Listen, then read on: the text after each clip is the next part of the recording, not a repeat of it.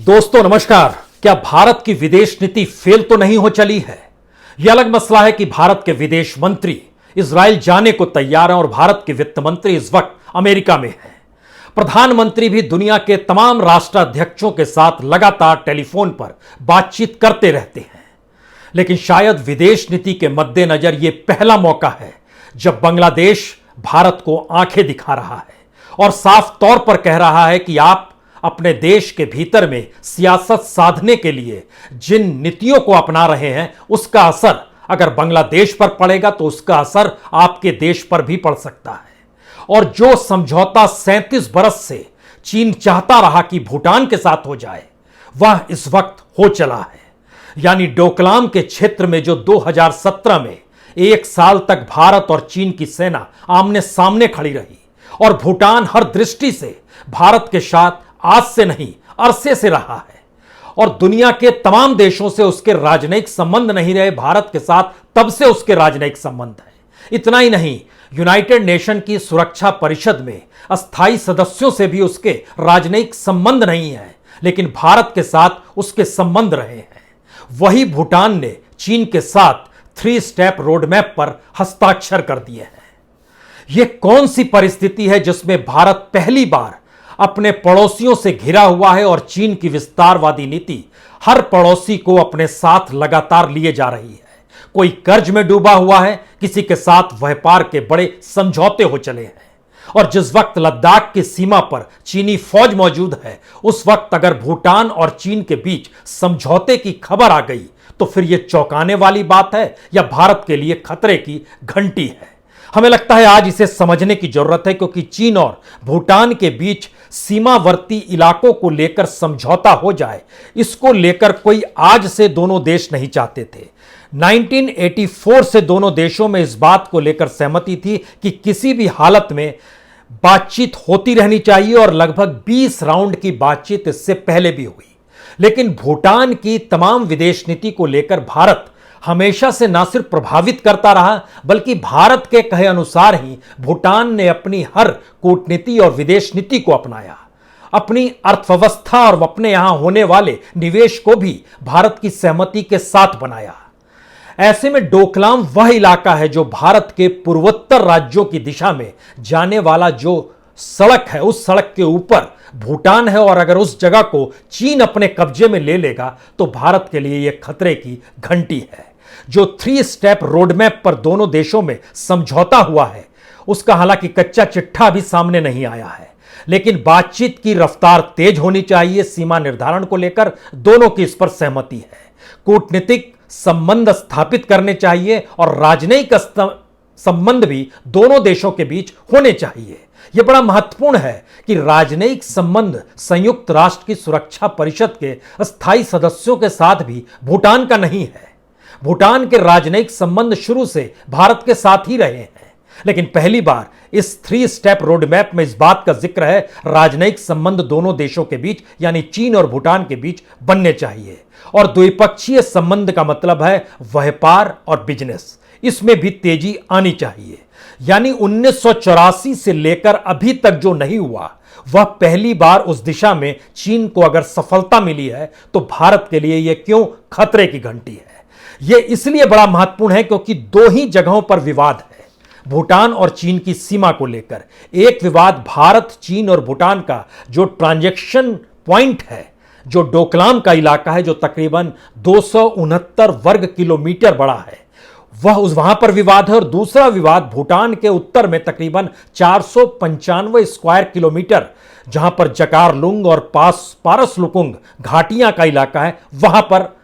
दोनों देशों के बीच में कहीं विवाद है। लेकिन चीन अपने तौर पर कहता रहा है कि जो आपके साथ हमारा विवाद है, उसमें जो भूटान के उत्तर में जो लगभग 495 स्क्वायर किलोमीटर बड़ा है, वो आप रख लीजिए, लेकिन हमें आप भारत, चीन, भूटान के ट्रांजैक्शन के करीब वाले विवादित क्षेत्र को सौंप दीजिए, जो कि उसकी तुलना में आधे से भी कम है। और यहीं से भारत के लिए खतरे की घंटी इसलिए है क्योंकि यह भारत के लिए चिकन नेक का इलाका है। पूर्वोत्तर राज्यों में जाने का रास्ता दरअसल यहीं से बनता है और कनेक्टिविटी यहीं से पूर्वी राज्यों की दिशा में बनती है। इतना ही नहीं, इस डॉक्यूमेंट में हालांकि इस बात का भी जिक्र किया गया है कि दरअसल ये भूटान के साथ जो समझौता है वो भारत के एक दोस्त को छीनने जैसा है, क्योंकि भूटान भारत के सबसे करीब रहा हुआ है और भारत और चीन संबंध इससे और नकारात्मक होंगे, इससे भी चीन की प्रेस ने इनकार नहीं किया है। अंतर्राष्ट्रीय तौर पर भी इसको इस दृष्टि से देखा जा रहा है। हालांकि कच्चा चिट्ठा उस रूप में सामने नहीं आया, लेकिन यह समझौता उस दिशा में बढ़ता हुआ पहला कदम है। और इसमें बहुत साफ तौर पर है कि जो सिलीगुड़ी कॉरिडोर का जो रास्ता है उस पर क्या यह खतरा है, क्योंकि जिसका जिक्र हम आपसे कर रहे हैं, चिकन नेक का इलाका,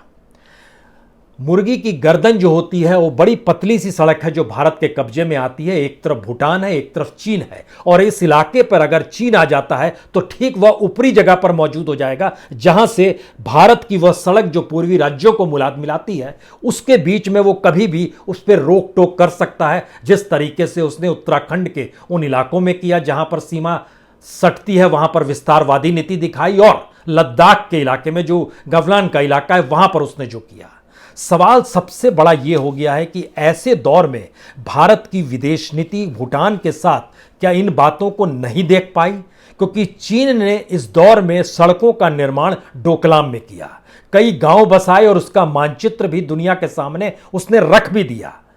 और भारत और चीन अपने तौर पर अपनी सीमा को लेकर लगातार वार्ता भी कर रहे हैं, और इन तमाम चीजों के बीच में अगर भूटान के साथ उसके समझौते हो जाते हैं तो भारत के लिए यह कितने संकट की परिस्थिति है, यह सिर्फ इस बात से समझा जा सकता है कि दरअसल भूटान की अपनी राजनीतिक, सामाजिक, आर्थिक परिस्थितियां पूरे तरीके से भारत से जुड़ी रही है। यहां तक कि चीन के साथ कोई राजनयिक रिश्ते अभी तक उसके नहीं रहे हैं,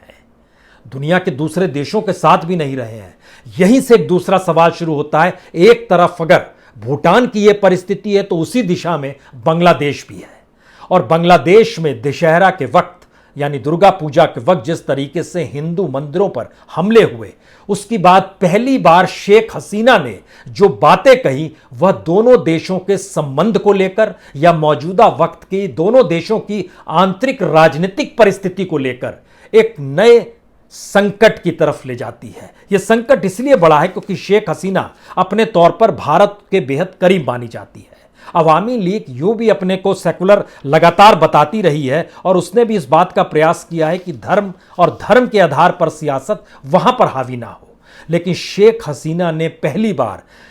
अब बांग्लादेश में हिंदुओं को सुरक्षा देने का तो जिक्र कर दिया, चूंकि एक इस्कॉन मंदिर में जिस तरीके से हमला हुआ, वहां पर एक भक्तजन मारे गए, कई घायल हो गए, लेकिन पहली बार बांग्लादेश में हिंदुओं की सुरक्षा को लेकर जो शेख हसीना ने कहा, भारत को सतर्क रहना चाहिए, भारत ऐसा कुछ नहीं होना चाहिए भारत के भीतर में जिससे उनके मुल्क में और वहां के हिंदुओं पर असर पड़े। यानी भारत के भीतर की राजनीति जो कहीं ना कहीं अगर हिंदू परस्त दिखाई देती है या फिर वो अल्पसंख्यकों के खिलाफ नजर आती है तो उसको लेकर बांग्लादेश चेता रहा है, शेख हसीना कह रही है। यह इसलिए बड़ा महत्वपूर्ण है क्योंकि 2020 में यानी एक बरस पहले याद कीजिए, सीएए और एनआरसी को लेकर बांग्लादेश के 2 मंत्रियों ने भारत का दौरा रद्द कर दिया था, और तब भी यह सवाल था क्योंकि बांग्लादेश मुस्लिम बहुल इलाका है और भारत के बीच में बहुतायत हिंदुओं की है, लेकिन भारत की राजनीति ने कभी सांप्रदायिक तौर पर कानून के आसरे इस देश में धर्म के बीच में कोई लकीर नहीं खींची। लेकिन मौजूदा वक्त में अगर जो उसकी अनुगुंज अलग अलग देशों में सुनाई दे रही है या अलग अलग देशों से जो रिएक्शन आ रहे हैं वो पहली बार है, और बांग्लादेश का भी पहली बार ऐसा रिएक्शन है। यानी दुनिया के मानचित्र पर बांग्लादेश को जिस देश ने यानी भारत ने बनाया, उस भारत को लेकर अगर वहां की शेख हसीना यह कह रही है कि भारत में ऐसा कुछ नहीं होना चाहिए जिससे उनके मुल्क और वहां के हिंदुओं पर असर पड़े, तो यह बात सिर्फ यूं ही नहीं कही होगी। क्योंकि एक इंटरव्यू आया बांग्लादेश के जो पूर्व विदेश सचिव हैं तौहीद हुसैन साहब, ये भारत में भी रह चुके हैं 9 बरस तक। इन्होंने बहुत साफ तौर पर कहा कि सामान्य तौर पर बांग्लादेश कभी भारत को लेकर ऐसा कह नहीं सकता है, और शेख हसीना ने भी इससे पहले नहीं कहा, उसने हमेशा भारत को लेकर चुप्पी साधी है। लेकिन बांग्लादेश की अंदरूनी राजनीति पहली बार जिस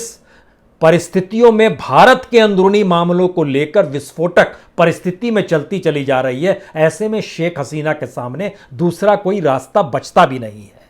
और उनके कहे हुए शब्द इसलिए महत्वपूर्ण हैं। उन्होंने क्या कहा, जो पूर्व विदेश सचिव हैं, सामान्य तौर पर हम भारत को इस तरह से स्पष्ट संदेश नहीं देते हैं, भले ही इसे लेकर बात होती रहती है। भारत की सत्ताधारी बीजेपी में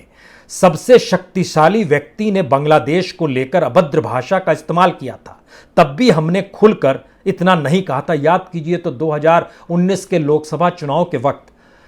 उस समय देश के गृहमंत्री अमित शाह नहीं बने थे, उन्होंने बांग्लादेश के अवैध प्रवासियों को लेकर बड़ी सख्त भाषा का इस्तेमाल किया था और बांग्लादेश में इसका विरोध हुआ था, लेकिन शेख हसीना सरकार इस पर भी खामोश रही थी। सवाल यह है कि अवामी लीग बांग्लादेश के भीतर अपने तौर पर खुद को सेकुलर पार्टी मानती है और उनकी कोशिश रही है कि जो धार्मिक अतिवाद, धार्मिक एक्सट्रीमिज्म जो होता है और धर्म आधारित जो राजनीति होती है, उसकी जड़ें मजबूत ना हो। लेकिन उसका एक दूसरा हिस्सा यह भी है कि जब CAA NRC को लेकर असम में हंगामा शुरू हुआ, पश्चिम बंगाल में हंगामा शुरू हुआ, तो इसकी गूंज बांग्लादेश के भीतर सुनाई दी। बांग्लादेश में हिंदू माइनॉरिटीज में है, भारत में मुसलमान माइनॉरिटीज में है, और अगर इस तरीके से दोनों के आंतरिक मुद्दों और आंतरिक सियासत एक दूसरे को, देश को प्रभावित कर रही है, तो मतलब बहुत साफ है कि दोनों अपने अपनी परिस्थितियों को पहले समझेंगे और उसी के शब्दों का वो इस्तेमाल करेंगे। लेकिन भारत की विदेश नीति इससे पहले बांग्लादेश को लेकर रही या भूटान को लेकर रही, ऐसी परिस्थिति कभी नहीं आई जो मौजूदा वक्त में आ गई है। ये दो स्थितियां इसलिए बड़ी महत्वपूर्ण हैं क्योंकि इसके अलावे अगर आप श्रीलंका देखिए, नेपाल देखिए, मालदीव देखिए, हर जगह पर चीन की विस्तारवादी नीति ने उन देशों को अपने कर्ज में डुबा दिया है और चीन की नीतियों के हिसाब से यह देश चलने को मजबूर हो चले हैं। लेकिन इन तमाम परिस्थितियों में एक बात और बड़ी महत्वपूर्ण है, भारत के साथ चीन का व्यापार लगातार बढ़ रहा है और जिस दौर में 44 बिलियन डॉलर, 54 बिलियन डॉलर होता था, आज की तारीख में पहले 9 महीने में इस साल में यानी जनवरी से सितंबर तक का डाटा बताता है कि 90 बिलियन डॉलर से ज्यादा का ट्रेड दोनों देशों में हो चला है। यानी व्यापार भी हम चीन के साथ कर रहे हैं, चीन पर खिलवाड़ भी चीन ही भारत के साथ कर रहा है और अब भूटान के साथ भी समझौता है। उसने बांग्लादेश को भी अपने कर्ज में डुबाया हुआ है, हम उस पर भी आए। लेकिन उससे पहले जो बांग्लादेश के भीतर की सियासत है और मौजूदा वक्त में जो वहां के सवाल हैं, उसमें बहुत साफ कहा जा रहा है कि भारत में जो कानून के जरिए सांप्रदायिक विभाजन की एक रेखा खिंच गई है, यह बता रही है कि खुलकर सांप्रदायिक राजनीति भारत के भीतर हो रही है और यह आवाज बांग्लादेश से निकल कर आ रही है। और यह सवाल भारत के भीतर है। भारत के तमाम विपक्षी राजनीतिक दल लगातार बीजेपी पर यही आरोप लगाते हैं कि सत्ता में आने से पहले, सत्ता में आने के लिए वह आर्थिक तरक्की का जिक्र करती थी, लेकिन सत्ता में आने के बाद उसने जो रास्ता पकड़ा है वो धर्म का पकड़ा है। क्योंकि आर्थिक तरक्की और अर्थव्यवस्था को लेकर जो भारत में डिरेल्ड होने की परिस्थितियां हैं, उसको वो संवार नहीं सकती है। लेकिन सवाल यहां पर विदेश नीति का है। दुनिया के किसी भी देश की सियासत के भीतर भारत की अपनी सियासत का असर पड़ने लगे, यह बांग्लादेश के जरिए नजर आ रहा है और भूटान के जरिए खुले तौर पर यह साफ संदेश है कि वह चीन के करीब जा रहा है। यहीं से सवाल शुरू होता है कि बांग्लादेश में भी चीन का जितना पैसा लगा हुआ है, 2020 में ही उसने तकरीबन 122 मिलियन डॉलर दिया है जो उसने अपना बजट बनाया है। 2019 में 695 मिलियन डॉलर दिया था। और बांग्लादेश के जो बैंक हैं, अगर उसकी जानकारी लीजिएगा तो चीन का पैसा अलग अलग क्षेत्रों में बांग्लादेश के भीतर लगा हुआ है, चाहे वह पावर सेक्टर हो, चाहे वो लेदर सेक्टर हो, चाहे वो टेक्सटाइल का क्षेत्र हो, हर क्षेत्र में करोड़ों रुपया चीन ने वहां पर झोंक दिया है। Construction, trade, food, telecommunication, agriculture, fishing, chemical, pharma sector, हर जगह पर बांग्लादेश के भीतर भी चीन का पैसा लगा हुआ है। यह एक दूसरी परिस्थिति है विदेश नीति को लेकर। अगर हम आर्थिक तौर पर अपने पड़ोसी छोटे देशों को अपने अनुकूल ला पाने की स्थिति में नहीं होंगे तो कौन सा असर होगा, यह सिर्फ बांग्लादेश के जरिए मत समझिए। श्रीलंका के भीतर भी हर कोई जानता है कि शुरुआत में वहां पर जो हम्बन टोटा पोर्ट था, जिसको 99 बरस की लीज पर दिया गया और तकरीबन 15,000 एकड़ को चीन को ही डेवलप करने के लिए दे दिया गया, वो 2017 का किस्सा है। लेकिन इसी बरस मई के महीने में पार्लियामेंट ने पास किया वहां पर, जो श्रीलंका संसद ने कहा कि जो कोलंबो पोर्ट है, कोलंबो पोर्ट सिटी जो है, इकोनॉमिक कमीशन बिल पास उसने कर दिया, यानी 660 एकड़ को अपने तरीके से चीन डेवलप करेगा। यानी ध्यान दीजिए, चीन श्रीलंका के भी बंदरगाहों पर पड़ा है,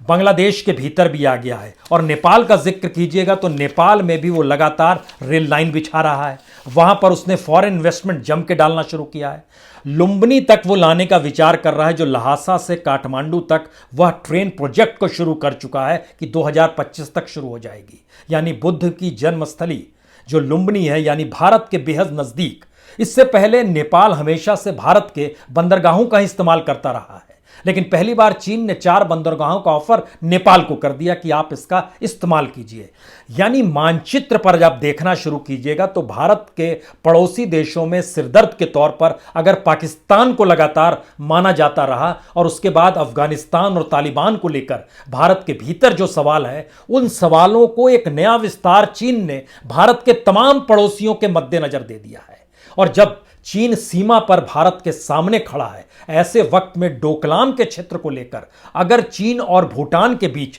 कोई समझौता हो जाता है तो यह भारत के लिए कितने बड़े खतरे की घंटी है, इसका अंदेशा सिर्फ इस बात से लगाया जा सकता है कि चीन की विस्तारवादी नीति का यह नतीजा है कि इस देश के उपराष्ट्रपति वेंकैया नायडू अरुणाचल जाने का प्रोग्राम बनाते हैं तो उसका विरोध चीन करता है, और पूरा पूर्वी इलाका जो है इसी चिकन नेक पर टिका हुआ है, जिसको सिलीगुड़ी कॉरिडोर कहा जाता है, और उसके ठीक ऊपर डोकलाम का इलाका है, जो अगर समझौता के तहत, चीन और भूटान के समझौता के तहत अगर चीन के पास चला गया तो फिर यह कल्पना के परे की परिस्थिति है कि फिर आने वाले वक्त में भारत की कूटनीति, भारत की विदेश नीति और भारत की सामरिक नीति चीन को लेकर क्या होगी। शायद इस बात को समझा था इंदिरा गांधी ने, कभी भरोसा नहीं किया चीन पे, और चीन को कभी साथ सटने भी नहीं दिया। लेकिन यह नई परिस्थिति का दौर है, और ऐसे में आखिरी बात हमको लगता है सुब्रमण्यम स्वामी साहब का जिक्र करना चाहिए। उन्होंने एक ट्वीट कर जब यह कहा कि भारत की अर्थव्यवस्था और भारत की विदेश नीति मोदी काल में डामाडोल हो गई है, हम उसे ठीक कर सकते हैं, सुझाव दे सकते हैं, लेकिन प्रधानमंत्री अगर खुद को राजा मान ले तो हम क्या कहें। शायद ऐसी परिस्थिति है क्या, ये सोचने की बात है। बहुत बहुत शुक्रिया, बहुत बहुत शुक्रिया।